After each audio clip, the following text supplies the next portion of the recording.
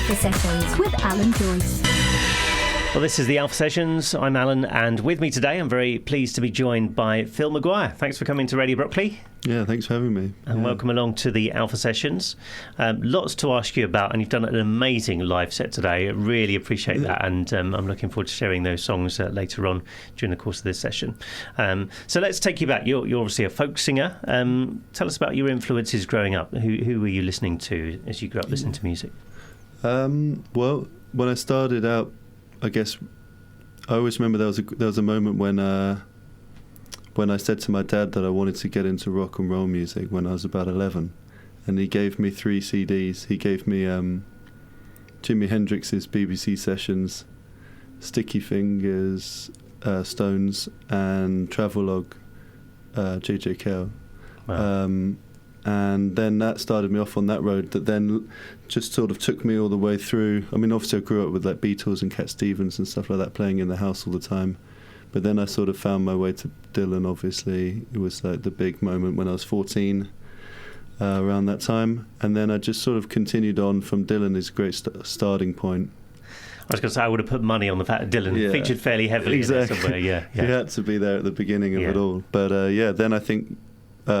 just move forward from that. But then my hero, probably the main influence is John Martin. He's like my all-time hero, and all of his records, even from the early folk stuff where it was just him and Beverly as well, and then all the way through, even including his 80s and 90s sort of semi-soul records, but especially 70s. His 70s Martin is probably like my main influence. So did you have other musicians in the family up to that point? Was music a major part of your growing up? Yeah, definitely. My dad is played in and ran various rock and roll bands and jazz bands for years. He's also an actor musician as well. And then I'm the oldest of four children, so we all played instruments, and my mum plays as well. So wow. It was always it was sort of a Von Trapp type situation. Yeah. And were you all into the same types of music, or is there one of you trying to play sort of Dylan and someone else playing S Club 7? Yeah, I think we're all pretty similar in many ways. I think we all sort of, because we all grew up on, as I said, with the Beatles and the Stones and Cat Stevens, as I said, also those sort of records playing all the time. So we all sort of had that grounding of music. So what age did you learn to play the guitar? I was about 9, I think. Yeah, 9. So about 20 years ago. I started out with classical guitar till I was 18. I learned classical and doing all those grades and things like that. Yeah. That's quite a good starting point for people wanting to play guitar, because it gives you that finger picking bedrock for that finger picking style, and then it can help with like music, reading music and stuff like that. But it's not imperative, but it was quite good for me.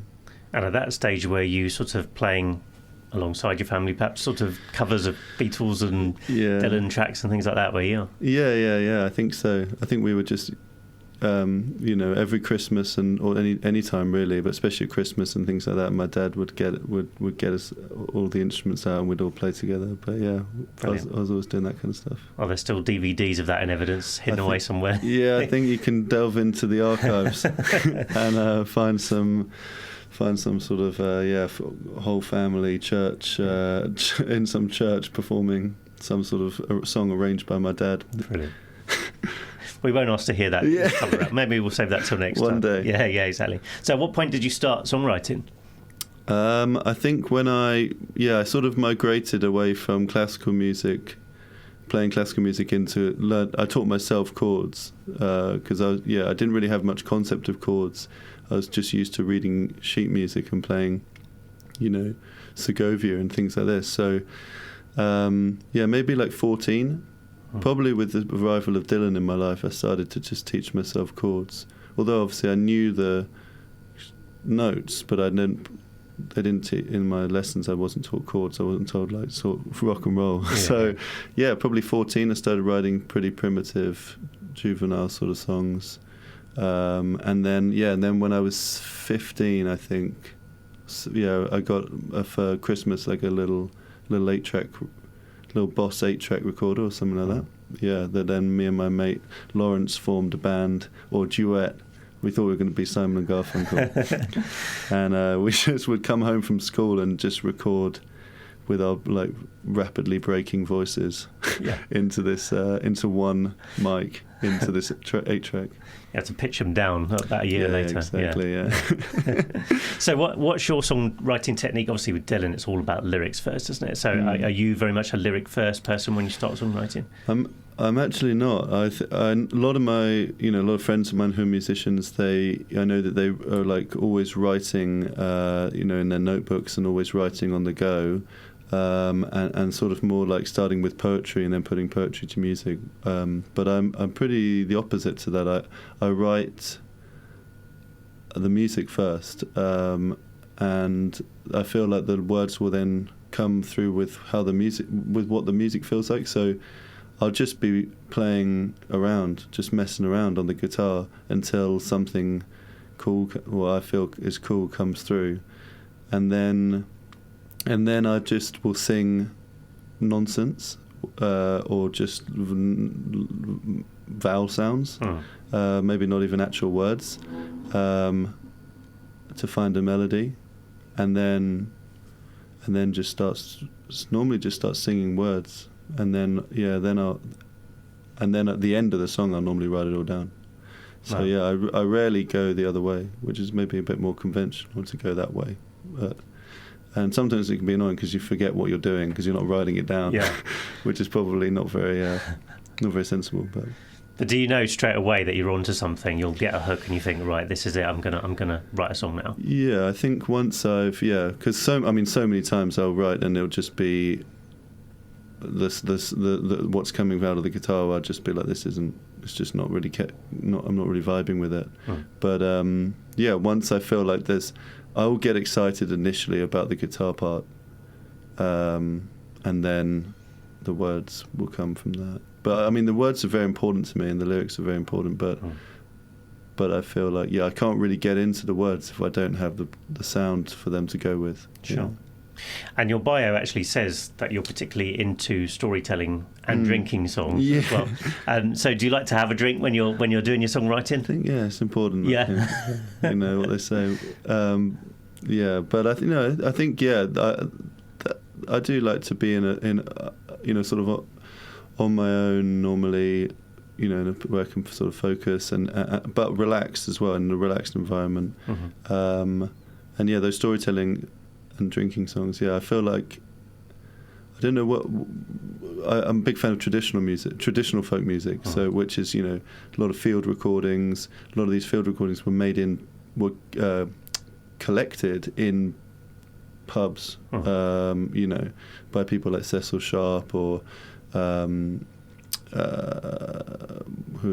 I can't think of any other collectors, Steve Roud, people like this. They would collect these songs, and a lot of them come from pubs,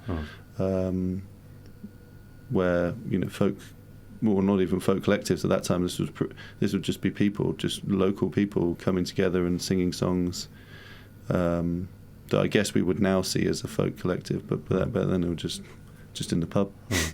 But, and pubs is something we're going to come on to because you play a lot of pubs, as we'll discover in a minute. But I was intrigued to see that there's a track you released in 2020 called The Dog and Bell. Was that by any chance named after a pub as well? That is, that's a pub down in Deptford, down on the creek there. That was a pub I frequented a lot when I lived down there, where I grew up down there. And me and my friends would go there a lot to, put the world to rights. Yeah. So, And does the pub know that they've got a song named after them? They do now. For a long time they didn't, but I was playing a gig and this guy was watching and said, I know the guy who owns that pub, and sent it to him. And Brilliant. Then since then I've had some free drinks. Not free drinks, but I've heard that they've enjoyed it. Yeah. Yeah. Oh, I think they owe you a drink after that. Yeah. Anyway. So, obviously, one of the things we're going to talk to you a lot about today is this new 5-track EP which you've released called The Church Bell. So, talk us through the first track you're going to play, which is the title track, The Church Bell, and tell us more about that one. Yeah, that was the song that really started the EP and started my feeling that this was going to be the driving force of a record to put together. And yeah, when I put the band together and with Gus, as I said, we felt that was going to be the single, and we spent a lot more time on it than any other song, even though because of time constraint of how much time we could be there. So, but yeah, it's just a song about. I guess like the EP in general is about the passing of time in many ways. I'm drawing to the close of my 20s. I'm be 30 at the end of this year. Still young, but definitely a decade of my life is coming to an end. And it was maybe that feeling of your 20s is a sort of difficult sort of time for many people. You do a lot of different things, as I have, from studying to millions of different jobs to all sorts of things, and you definitely feel that you feel like your childhood is definitely, when you're in your early 20s or late teens, early 20s, you can still sort of get a sense of your teens or your childhood to some extent, and it slowly become that morphs into adulthood and maturity. So it's probably about that, a lot of that, and the ups and downs of your 20s, early 20s, mid 20s. It's a pretty funny old time for me.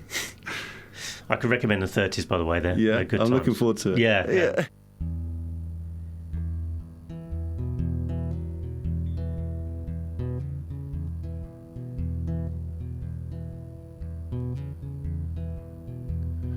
As a child, my land was made of gold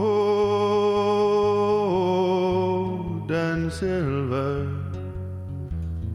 Everything I passed was bathed in a light so tender. To wander with weary eyes is a thief of time. Everything I find is a yesterday's wine, all but my love. With her the church bell chimes. The playground color fades, and innocence is washed away. That train pulled on a string is what you dread pulling in. Spading you away out of the painting and into grey. Oh, what a shame.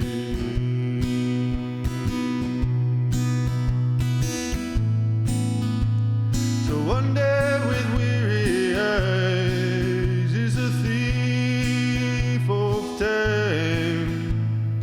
Everything I find is yesterday's wine, all but my love. With her the church bell chimes, and time stands still for a while.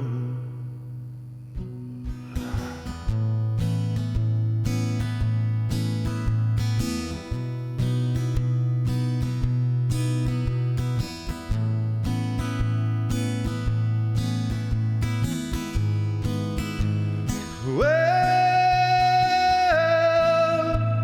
to wander with weary eyes is the thief of time.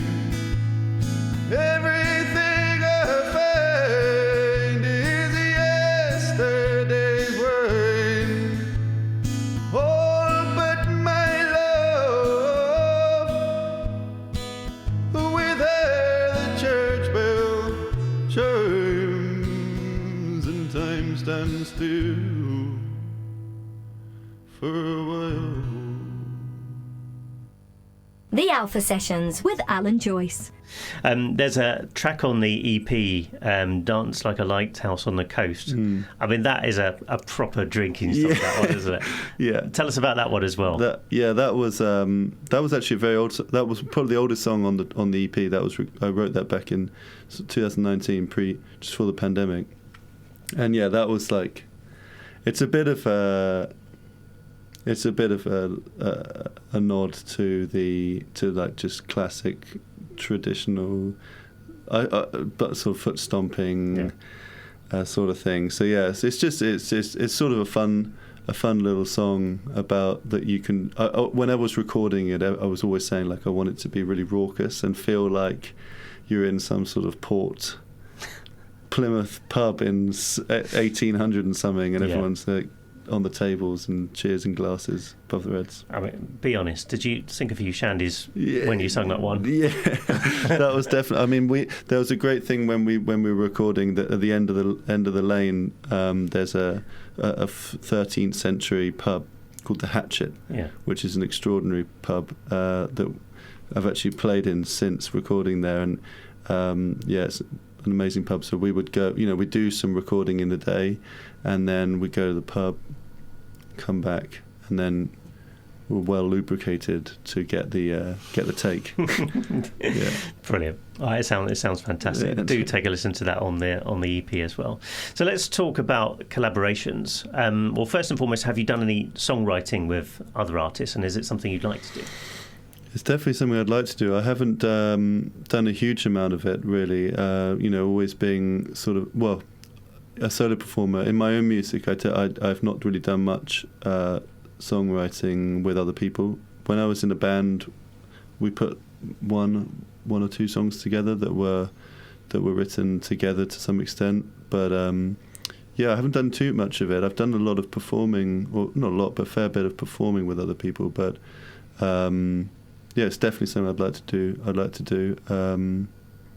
Would you do that with your family now? Now you've gone your own ways a little bit. But I mean, would you consider doing that? Yeah, I mean, it's definitely a possibility. I mean, my brother is a trumpet player, so I'm hoping to get him on and him writing some horn section parts for the record later this year. So yeah, I mean, I'm open to working with anyone. I think just the thing is that when I've been performing on my own for so long, and writing on my own for so long, I think it would be cool to maybe relearn some stuff and adapt to someone else's style and adapt to someone else's process as well. That would be really fun. Take myself out of what I'm used to and do something a bit more. Yeah, out of my comfort zone would be excellent. You meet a lot of other artists, obviously, as you're gigging. Have you sort of come across any other artists recently you thought, wow, I'd love to work with them on a project? I mean, let me think.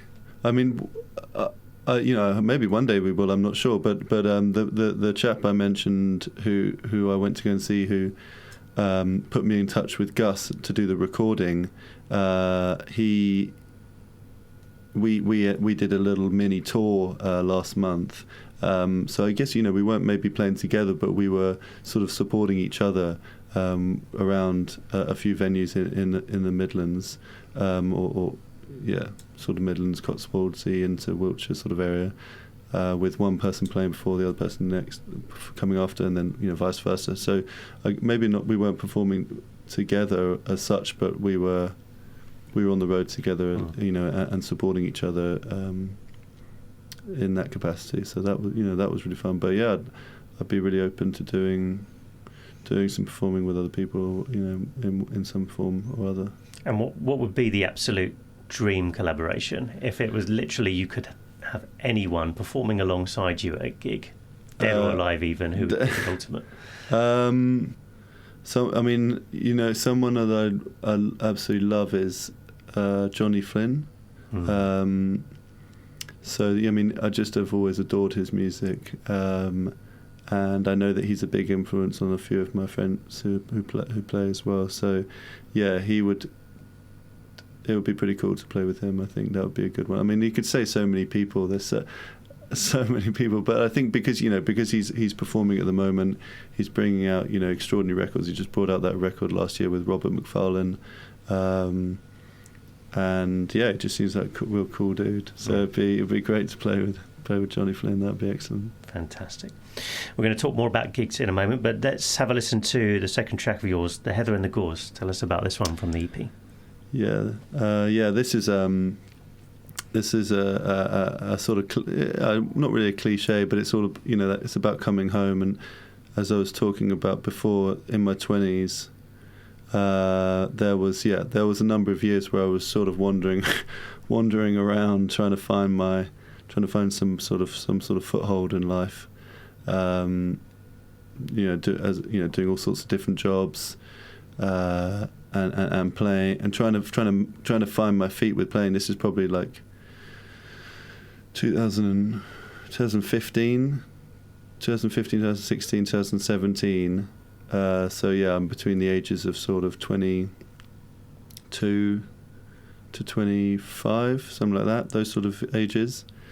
I was trying to get into the London scene, coming back to London, having been away for university, and doing loads of different jobs and living in all sorts of different places, and being a bit lost. So yeah, it's sort of about that time, and about people sort of supporting me and helping me back into when I was in some sort of wilderness, personal wilderness. I was guided back home to some extent, and there wasn't any judgment or anything like that. It was sort of about that, I guess, about friends and family bringing you back to a place where you can maybe be in a better mental state to try and achieve what you want to achieve. 1, 2, 3, 4, 5, 6.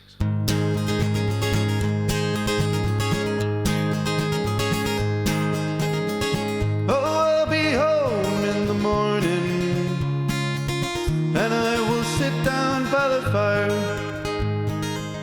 and we can talk about my living and my wanderings in the wild, how I lost that lowland blight and found 4 years of flight.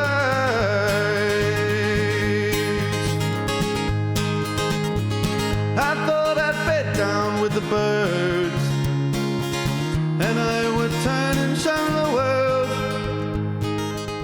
but there's no trees upon the moor, so I built my nest of bones in the bracken, rock and gorse. I didn't feel like a bird. 1 foot in front of the other, I'm walking out into the wind.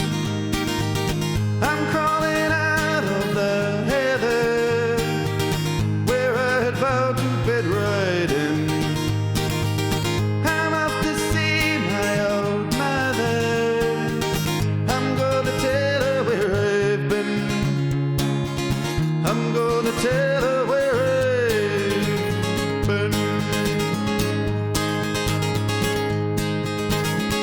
And now my nest upon the moor, it was not too far from the sea, so I would curl my coat around me and beat a path down to the beach, where I would gather flotsam trees and wear them like a king. 1 foot in front of the other, I'm walking out into the wind. I'm crawling out of the heather where I had vowed to bed right in. I'm off to see my old mother.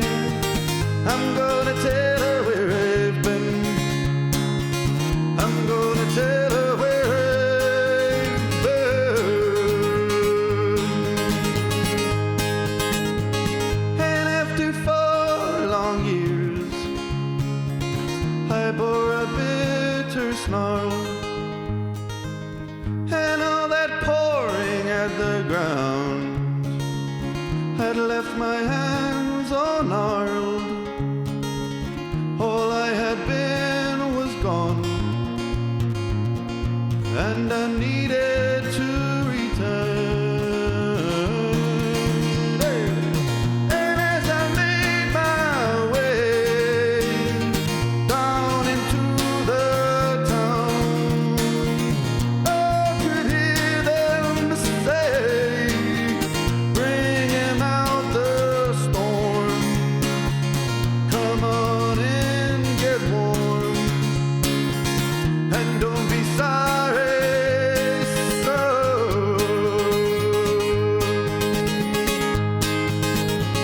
One foot in front of the other, I'm walking out into the wind. I'm crawling out of the heather where I had vowed to better it. I'm off to see my old brother. I'm gonna tell her where I've been. I'm gonna tell her where I've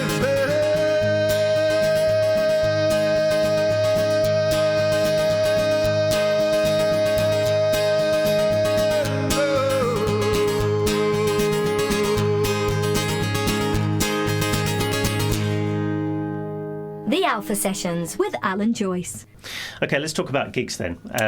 Now, if you go onto your website, it's an amazing kind of the equivalent of who's who of every gig, pub, venue in London. You seem to have played them all. It's amazing. So, what for you is the perfect gig? What's the perfect location to play at? Oh, well, it's a tough one. I mean, yeah, I think I love playing in pubs. I love playing in pubs. I love playing in pubs that are where the promotion and the event is really well curated, and there's like a very specific idea that this is not. Playing in pubs is varied. And there's room for everything. It could be an open. Pubs hold open mic nights. Pubs have a guy in the corner playing covers, and most people might not be listening, but it's sort of like live background music, and then pubs will have full gigs, and full bands and raucous affairs. I think my favourite is where it's quite intimate, sort of smaller pub. A really good one is the Gladstone Arms down in Borough. So that's where I've played loads of times, and I always love coming back there. And it's like a sort of second home for me. And the owners there and Sam, who owns and runs a promotional company called Bark, like a dog, like Bark like a dog. He runs the nights there, and he just does such a great job because it's really small pub. And everyone there is advised or given the opportunity to just listen. So it's and then people can talk in between. So there'll be 3 acts, and they're it's really well curated. Everyone you're getting a sort of flow of music it's not it's not wildly different from each act. It's not wildly different, but there's there's differences, which gives people variety. But there's a feeling that this is like an event with a sort of. It's been curated, as I said, and then he'll be like obviously give respect to the artist to listen, and then you can just talk away to your heart's content in between. That's and people are really attentive. It's quite close quarters, and then but then as I said, if you're playing sort of quieter songs and more intimate songs, people are really listening. But then if you're playing sort of more lively tracks, then people will get into it, and it just allows for that space. It's just a free space where the artist isn't battling you're battling against the noise, to try and get people here. Do you find that those venues are quite hard to find though? Because as a punter and a gig fan such as myself, we go to so many pubs that are like that, where you've got amazing artists on, but they're sort of incidental, happening in the corner. No one's really there paying attention, even to some paid gigs, which I always find interesting. I mean, it's a difficult one. It's really difficult. Adrienne Lenker of Big Thief recently did a post on social media all about this. Did like quite a sort of 5-minute video that got a lot of traction about how they personally felt that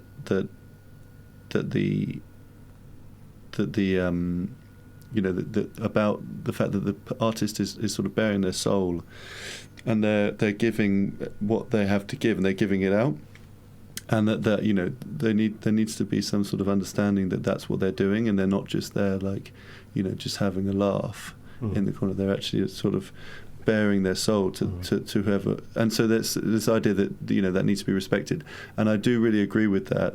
But there's differences. There's so many different things. Like I think if people are going to a pub and there's a guy playing in the corner, it's difficult because you feel like they haven't gone there for music. They've gone to have a drink and catch up after work. So it's hard to then be like, you need to all be quiet. But if you're going to a place where it's specifically advertised that this is that there's music on and this is why people are coming, then, and everyone there, a majority of people there are there to hear the music. I think then that needs to be respected, that this is what's happening here. So we have quite a number of artists who come into the studio here at the Alpha Sessions who are actually obviously in the very early stages of trying to get gigs and stuff. So what would your advice be to someone who's sort of at the early stages trying to get a gig in London? Is it easy to get a gig in London, and what's the best advice you could give to someone who's starting out? Yeah, no, for sure. I mean, I've had my ups and downs with gigging in London, and many instances where I felt like I was going to move out of London to go and find a more concentrated scene. And still to this day, it's not. I've not been playing for a huge amount of time, but if you take away sort of 2 years for the pandemic, I've been playing for maybe 5 years or something in London, 5 or 6 years, but. I mean, still to this day, it's not easy. You have to keep pitching yourself for new venues. Once obviously you get in with somewhere, then that becomes a lot easier. But I would say just play it. Certainly, starting out, I started out playing open mic nights. There's such a good. I don't play too many these days, but when I started, I did them a lot.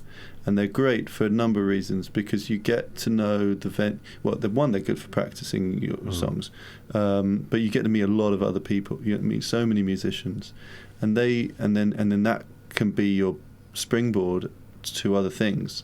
So that can lead you to other venues, and promoters, and then they can recommend you. Other people playing can be like, well, I was doing this open mic night last week that's in this place, and that's great, and I know that the guy who runs that also runs nights there, and then runs nights in X or Y or whatever, and then they'll also be, then they could go, we have these open mic nights on Tuesdays, but on Thursdays and Fridays we have actual full gigs.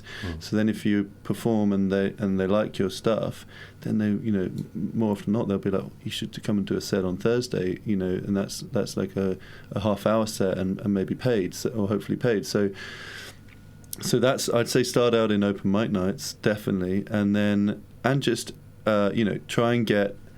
I always used to think that getting like some sort of demo was a good thing to do, and that is definitely true. But I think nowadays with Instagram and YouTube, I think people, promoters or venue owners, seem to like videos maybe a bit more. So because it gives them a better idea of what it's going to be like on a closer idea of what it'd be like on the night. So getting in somehow with like a videographer, just and it doesn't have to be that expensive, just a cheap sort of relatively cheap set, like a couple of your songs, so you can put them up on social media and put them on YouTube, and then when you're pitching to someone, you can be like, I was put in touch with I found out about this venue via this person, really like the look of the nights that you put on. Here's some footage of me playing.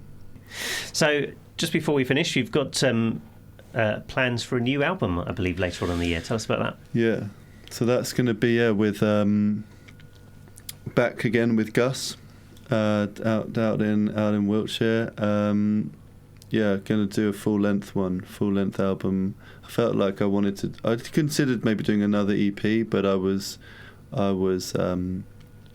keen to move swiftly into the full length LP. So getting the band back together for that, and some other, hopefully bringing in some more people.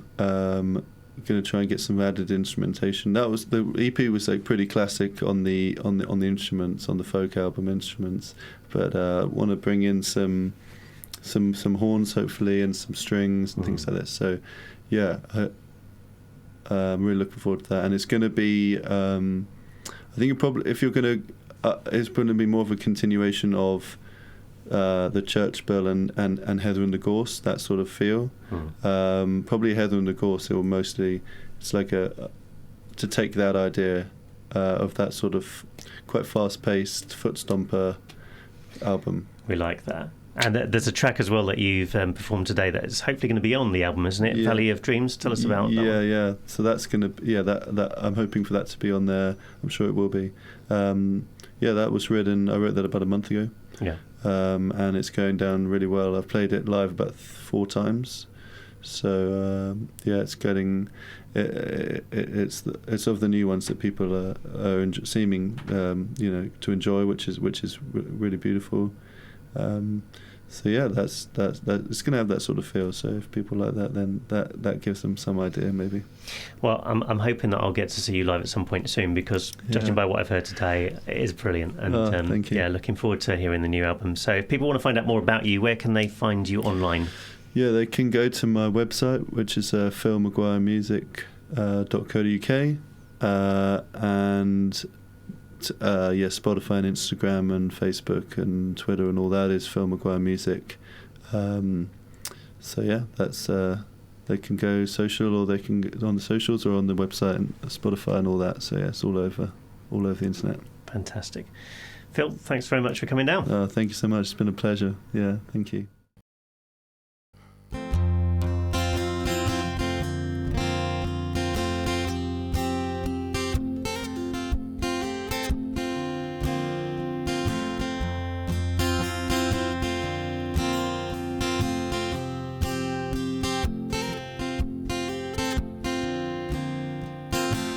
I saw a house in the valley.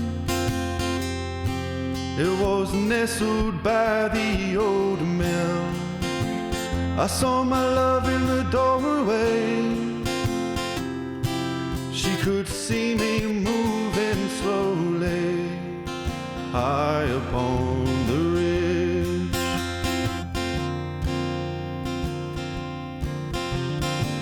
I found a friend on the mountain. His wings were folded neatly.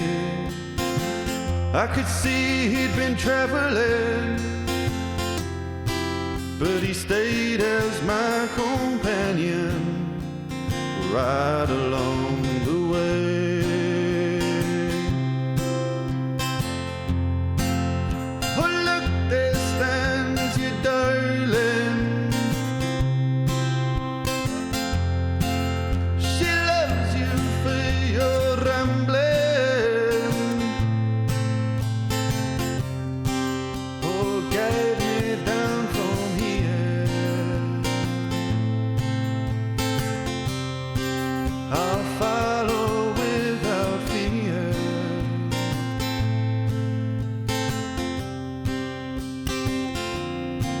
Into the valley of my dreams.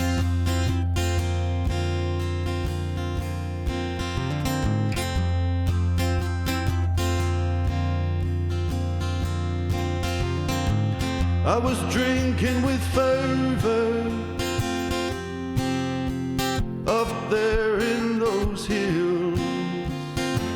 if we had a daughter. Oh, I wonder what we would call her. That singer's name's quite nice.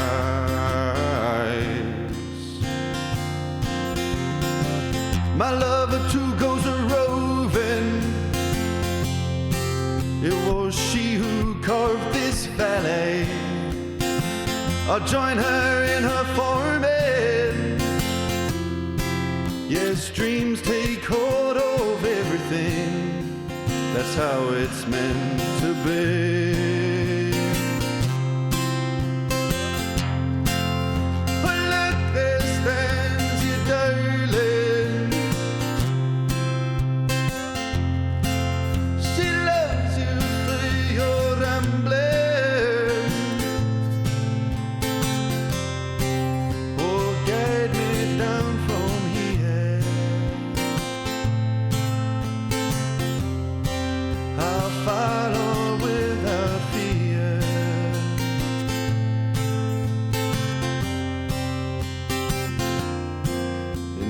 Valley of my dreams, into the valley of my dreams.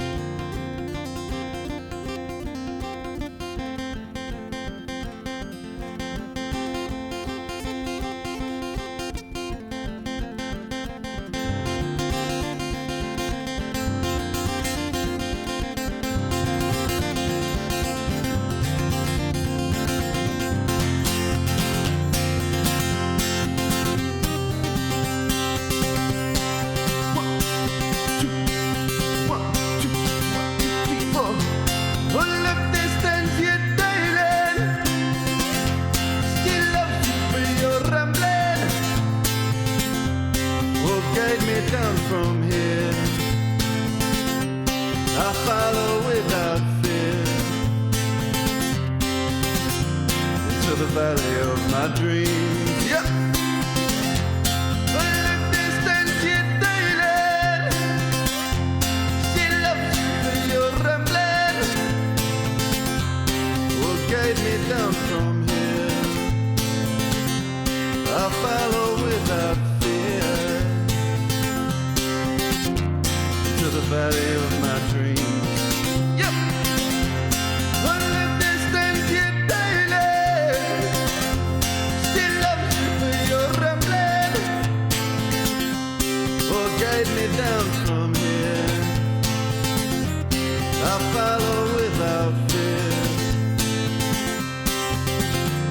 to the valley of my dreams.